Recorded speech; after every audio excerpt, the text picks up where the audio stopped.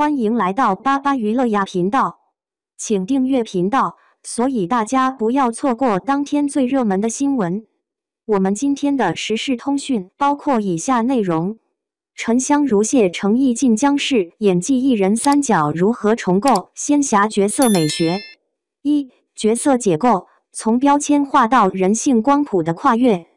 在仙侠剧普遍陷入美强惨祸、霸总是人设的创作窠臼时，沉香如屑通过诚意艺人分饰三角，以人性光谱的细腻分层，打破了角色扁平化的魔咒。应渊，神性枷锁下的隐忍者。作为天界战神，诚意将应渊的冷诠释为一种被责任与天规压抑的自我博弈。他的眼神始终如深潭静水，却在面对严诞时闪过一丝不易察觉的涟漪。翻规时的孩童式狡黠，受刑时咬破嘴唇的隐忍，甚至与帝尊对话时喉结的微颤，都暗藏神性与人性的撕裂。这种矛盾感让观众看到，仙侠角色的崇高并非天生完美，而是血肉模糊的自我驯化。唐周，烟火人间的炽热标本。下凡历劫的应渊化身捉妖师唐周，诚意在此角色中注入反仙侠的鲜活感。他设计唐周捉妖时转剑的小动作，与严诞斗嘴时歪头挑衅的痞气，甚至走路时轻快到近乎蹦跳的姿态，彻底颠覆传统仙侠男主端方君子的套路。当唐周说出此生唯你一人时，眼底的灼热与笨拙，让观众第一次在仙侠剧中感受到爱情不是宿命，而是少年血性的自然喷涌。玄烨，疯批美学的颠覆性表达。修罗王玄烨被诚意赋予混沌中诞生的野心加特质，不同于传统反派的单一恶感，玄烨的邪魅中混杂着对爱的偏执渴望。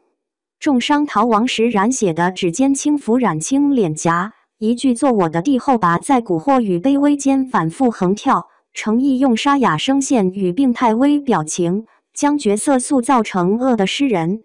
这种复杂性让观众在唾弃其野心时，又为他的痴狂心悸。二、表演方法论，细节炼金术与角色 DNA 编码。诚意的突破不仅在于角色差异，更在于用细节炼金术为每个角色注入独特灵魂。眼神经济学，三种人格的视觉编码。应渊的悲悯如寒星孤月，唐周的灵动似林间晨露，玄烨的侵略性则如暗夜猎豹。观众戏称诚意的眼睛会写角色说明书，这种精准的视觉语言让三个角色即便同框也毫无违和。肢体语言的符号化重构，为区分角色，诚意设计专属动作符号。应渊整理衣襟时臂抚玉带，唐周转剑时总带翻万花，玄烨抚琴臂碾碎花瓣。这些细节构成角色的第二张面孔，甚至被观众总结为程式角色行为密码。声线炼金术，从喉结震动到气息控制。玄烨的低沉沙哑声线，唐周的清亮少年音，应渊的清冷诵经腔，三种声线形成听觉辨识度矩阵。网友戏称闭眼听戏也能分清三界。三、行业启示，仙侠剧祛魅与演员的造物主使命。诚意的表演实践为仙侠剧创作提供了新范式，打破流量及质量的幻觉。在仙侠剧普遍依赖流量明星与工业糖精的当下，沉香如屑用演技细节证明，观众真正渴求的不是美颜滤镜下的完美偶像，而是能承载集体情感的角色容器。诚意的三角实验让市场重新审视演员的造魂能力，从表演工具人到人性勘探者。传统仙侠剧男主常沦为剧情推进器，而诚意通过三种人格的立体塑造，让角色成为映照现实的镜子。应渊的隐忍对应现代人的责任焦虑，唐周的炽热唤醒青春记忆，玄烨的疯狂折射权力欲望的永恒困境。这种角色观众的情感共振，正是沉香如屑现象级传播的核心动力。方法论演员的范式价值，诚意的表演细节证明，仙侠剧的突破不在于特效堆砌，而在于演员对人性颗粒度的极致打磨。这种方法论为行业提供了可复制的创作路径，推动仙侠剧从视觉奇观向心理奇观进化。4. 观众共鸣，集体情感的镜像投射。应渊的痛感经济学的牙诀别时，程毅将应渊的泪水控制在眼眶打转，让观众看到神性压抑下的极致痛苦。这种隐忍美学精准击中当代年轻人的情感困境。在高压社会中，谁不是戴着镣铐起舞的现代应渊？唐周的少年心气复兴运动，唐周的毒舌与赤诚，唤醒观众对无功利之爱的向往。当他在盐弹剑下说出“我的命是你的”时，谭木被这才是爱情该有的样子刷屏。这种反套路的纯粹，成为对抗现实情感功利化的精神解药。玄烨的疯批美学争议。玄烨的复杂人设引发2极讨论，却意外成为观众的情感出口。有人厌恶其野心，有人共情其求而不得。这种争议性恰恰证明，当角色挣脱脸谱化框架，便能承载多元价值观的碰撞。表演的终极使命是让角色永生。程毅在《沉香如屑》中的三角实验，不仅是一次演技突破，更是对仙侠剧本质的重新定义。它证明，真正的爆款不在于 IP 热度或服化道奢华，而在于演员能否用灵魂赋予角色永生之力。当观众多年后仍为应渊的隐忍揪心，为唐周的炽热心动，为玄烨的疯狂震撼时，这场关于表演的革命已然完成。它让仙侠剧不再是快餐式娱乐，而成为镌刻在集体记忆中的情感丰碑。沉香如屑中程毅的演技盛宴，一人千面，情深似海。沉香如屑作为一部仙侠剧，自播出以来便以其独特的魅力吸引了大量观众的目光。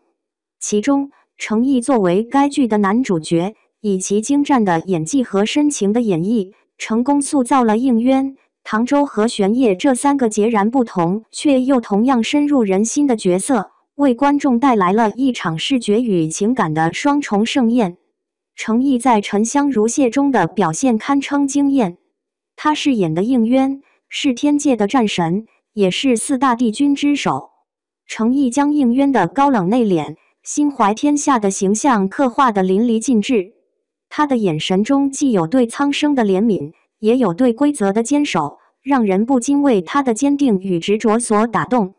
在与严旦的相处中，应渊的内心逐渐融化，那份隐忍克制的情感被程毅演绎的细腻而深刻，让人感受到了他内心的柔软与深情。而当应渊下凡历劫，化身为捉妖师唐周时，程毅又为我们呈现了一个截然不同的角色。